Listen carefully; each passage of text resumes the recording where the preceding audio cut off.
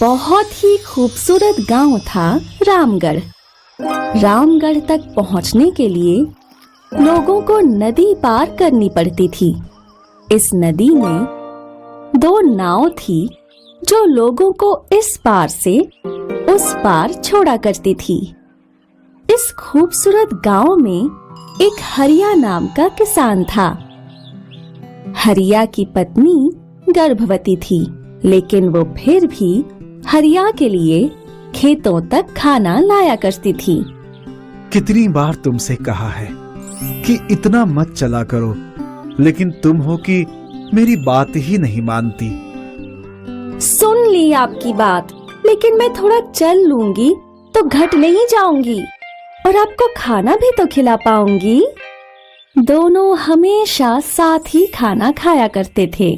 जैसे ही हरिया की पत्नी मीरा ने 2 जुड़वा बेटियों को जन्म दिया, उसी वक्त उसकी मृत्यु हो गई।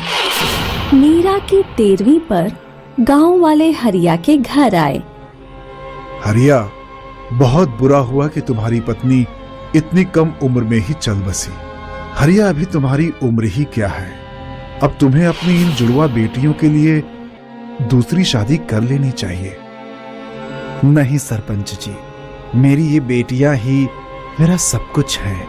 मैं सिर्फ इन दोनों के सहारे जी लूंगा। वक्त बीतता गया और हरिया की जुड़वा बेटियां बड़ी होती गईं। अब नैना और सुनैना दोनों 10 वर्ष की हो गई थीं। बाबा, आपने बोला था ना कि आप हमें तैरना सिखाएंगे? हाँ, मुझे याद है। तो आप हमें कब तैरना सिखाएंगे? बिटिया, खेतों में बहुत ज्यादा काम है। मैं तुम्हें इस रविवार को तैरना सिखाऊंगा। रविवार पक्का ना? अब हाँ, पक्का। रविवार को हरिया नैना और सुनैना को लेकर नदी पर गया और वहाँ पहले हरिया पानी में उतरा।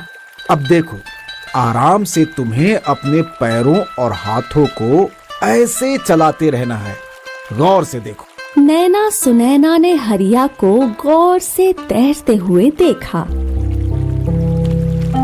चलो नैना, अब तुम कोशिश करो। नैना ने डरते हुए कोशिश की।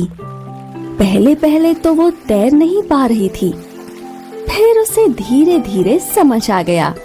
इसी तरह फिर सुनैना ने भी कोशिश की और जल्द ही दोनों को तैरना आ गया। फिर क्या था, नैना और सुनैना हर दिन तैरने का अभ्यास किया करती थीं। कुछ दिन बाद हरिया सरपंच जी के पास गया। सरपंच जी, मुझे नैना और सुनैना का जन्म दाखला चाहिए। वो तो मैं दे दूंगा, लेकिन तुम जन्म दाखलों का करोगे क्या? मैं दोनों को बगल वाले गांव के स्कूल में पढ़ाना चाहता हूँ। क्या तुम लड़कियों को पढ़ाना चाहते हो? हमारे गांव की तो कोई लड़कियां पढ़ने जाती नहीं है। तुम गांव की परंपरा बिगाड़ रहे हो। कल से तो सभी लड़कियां बोलने लगेंगी कि उन्हें स्कूल जाना है। तो घर और खेतों में काम कौन करेगा? आप जो भी सोचें सरपंच जी, मैं अपनी बेटियों को पढ़ाना चाहता हूँ। आप मुझे उनका जन्म दाखला दे दीजिए। सरपंच ने कुछ किताबें निकाली और फिर हरिया को नैना और सुनैना के जन्म दाखिले दे दिए। अब नैना और सुनैना दोनों रोज नदी पार करके स्कूल जाया करती थीं। हरिया बहुत खुश था। एक दिन की बात है, नैना और सुनैना नदी पार कर रहे थे। तभी उन्होंने देखा कि दूसरी नाव में सरपंच जी अकेले आ रहे थे। अचानक नाव का संतुलन बिगड़ गया और सरपंच जी नदी में गिर गए। बचाओ, बचाओ मुझे, बचाओ मुझे, अरे कोई तो बचाओ, कोई तो बचाओ। नैना सुनैना ने कुछ भी नहीं सोचा और वो दोनों नदी में कूद गईं। वो तैर के सरपंच जी के पास गईं।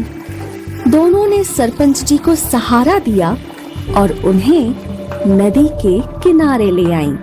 नदी किनारे कुछ लोगों ने सरपंच जी की छाती दबाकर उनके शरीर से पानी बाहर निकाला और आखिर सरपंच जी की जान बच गई। उन्होंने नैना सुनैना को अपने पास बुलाया और कहा, तुम दोनों ने मेरी जान बचाई। तुम दोनों बहुत ही बहादुर हो। हरिया सही कहता था कि तुम दोनों के होते हुए उसे किसी बेटे की जरूरत नहीं पड़ेगी।